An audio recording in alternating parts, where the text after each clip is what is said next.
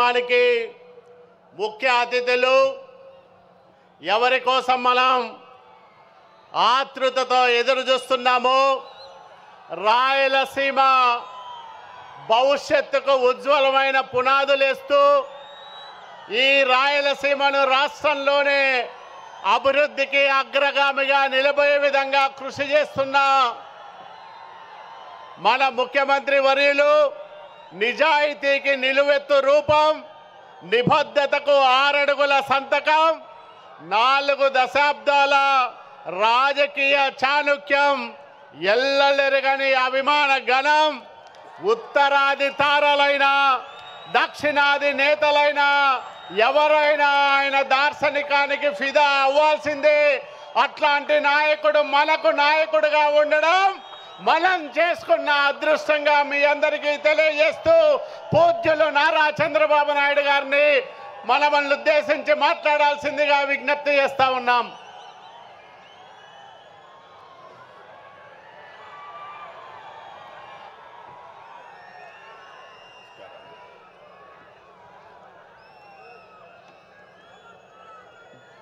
తమ్ముళ్ళు, ఆడబిడ్డలు,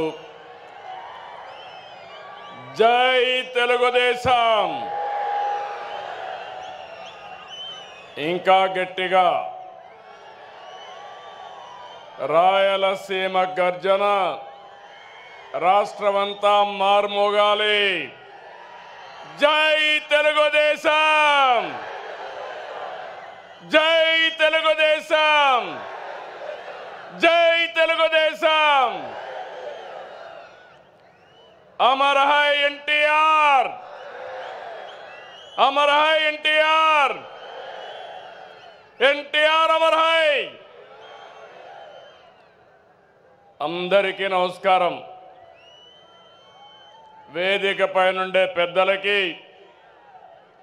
నా ముందర చూస్తే సముద్రం నెల్లూరు పక్కనుందనుకుంటే జన సముద్రంతో ఈరోజు కడప నిండిపోయింది. ఎక్కడ చూసినా మా తమ్ముళ్ళు, మా ఆడబిడ్డలే.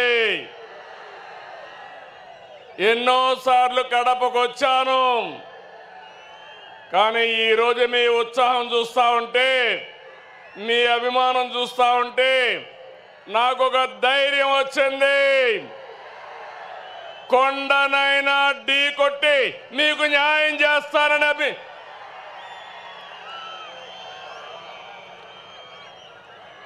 చాలా మీటింగులు పెట్టాం, మహానాడులు. ఈరోజు మహానాడు కడపలో చూస్తున్నా. అందరూ అనుకున్నారు కడపలో మహానాడా అని. నాకు నమ్మకం ఉంది. కడప తెలుగుదేశం పార్టీ అడ్డా, అది నిరూపించడానికే ఇక్కడ పెట్టాం. అవునా కాదా తమ్ముళ్ళు మిమ్మల్ని అడుగుతున్నా?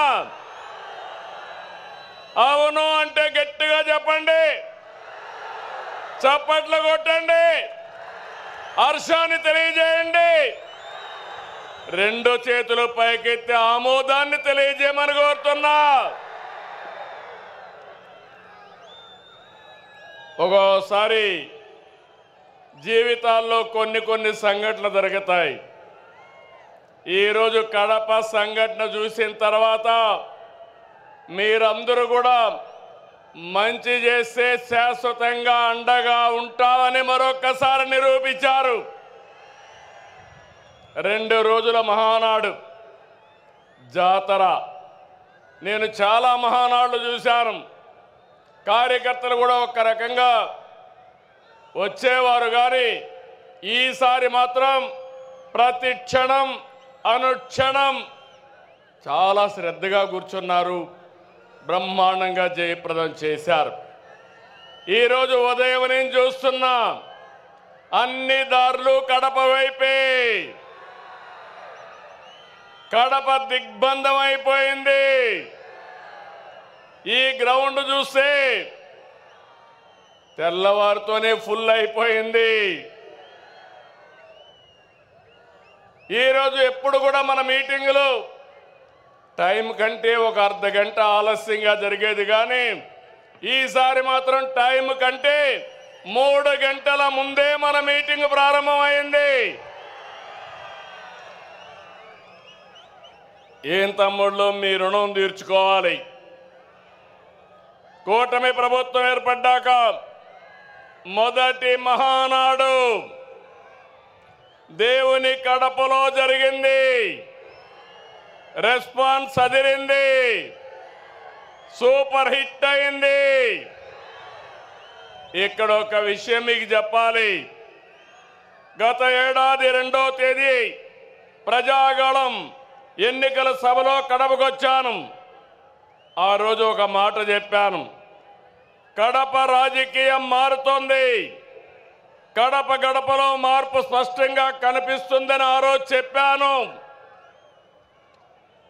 అది మీరు చూస్తే అహంకారంతో విర్రవీగే వారికి ఎన్నికల్లో కడప జిల్లా ప్రజలు అద్భుత చైతన్యంతో తీర్పు చెప్పారు.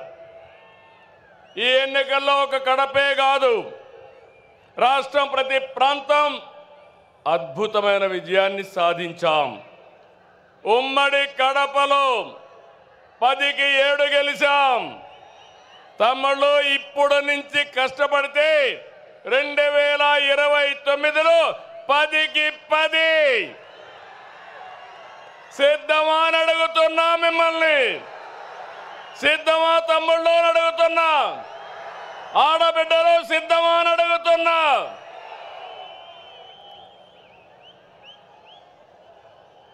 ఈ ఎన్నికల్లో రాయలసీమ ప్రజలు అద్భుతమైన తీర్పిచ్చారు. 52 సీట్లకి 45 సీట్లు కూటమిని గెలిపించారు. ఇందులో టీడీపీ 40 దాకా గెలిపించారు. వైసీపీకి రాయలసీమలో 7 సీట్లు వస్తే తెలుగుదేశం కూటమికి ఒక్క ఉమ్మడి కడప జిల్లాలో 7 సీట్లు గెలిపించారు. ప్రజా తీర్పు మళ్ళీ మనకు ఒక బాధ్యత గుర్తు చేసింది. కానీ ఈ తీర్పును మనం అర్థం చేసుకున్నాం. ఓడిపోయిన పార్టీ ఇప్పటికీ అర్థం చేసుకోలేదు, అర్థం చేసుకోదు కూడా. అధికారం కోసం పుట్టిన పార్టీ కాదు తెలుగుదేశం పార్టీ. ప్రజల జీవితాల్లో మార్చడానికి, మార్పు తేవడానికి పుట్టిన పార్టీ తెలుగుదేశం పార్టీ.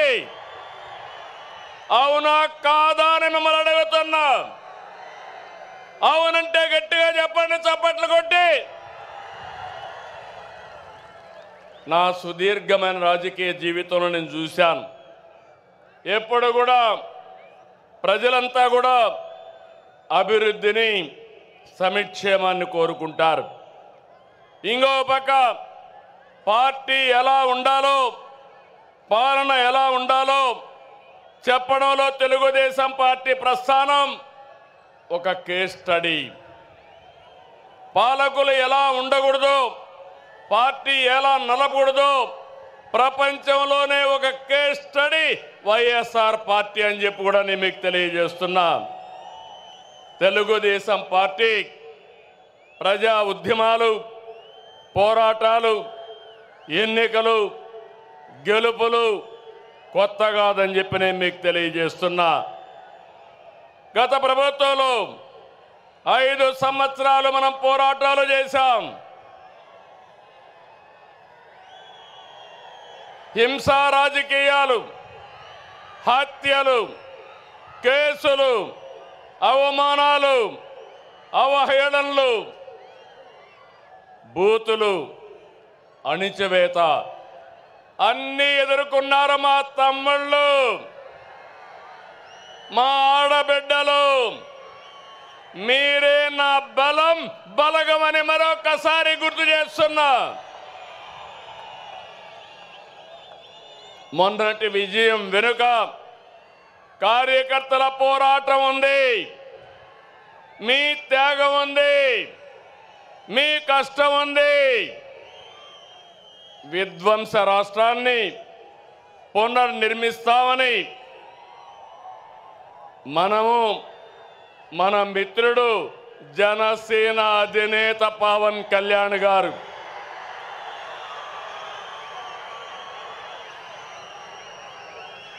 అదే మరిగా నరేంద్ర మోడీ గారి నాయకత్వంలో ఉన్న బీజేపీ ముగ్గురు కలిసాం, కూటమి ఏర్పాటు చేశాం. తమ్ముళ్ళు, అది చేస్తే దాని ప్రభావం అంతా ఇంత కాదని మరొకసారి విజ్ఞప్తి చేస్తున్నా. 94% స్ట్రైక్ రేట్, 57% ఓట్ షేరు, అదిరిపోయే మెజారిటీలు. ఒకప్పుడు ఎన్నికల అసెంబ్లీ అంటే 10,000, 15,000 మెజారిటీ వచ్చేది. మొన్న ఎన్నికల్లో కొత్త వాళ్ళకి సీట్లు ఇచ్చిన 83 మందికి 30,000 మెజారిటీలు వచ్చాయి. 30 మందికి 50,000 మెజారిటీ వచ్చింది. 10 మందికి 70,000 వచ్చింది.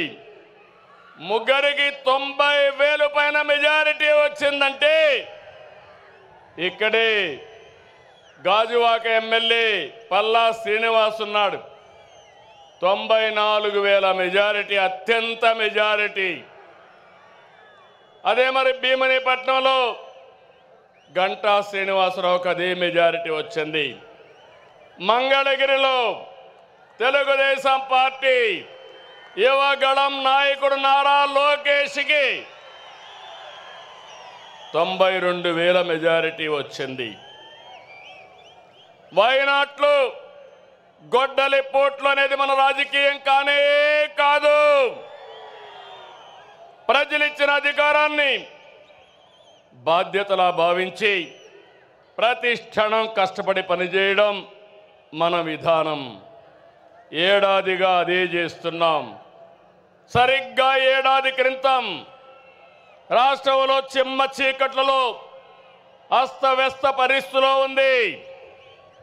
విధ్వంస పాలనతో రాష్ట్రం 30 సంవత్సరాలు ఎన్నికెళ్ళింది.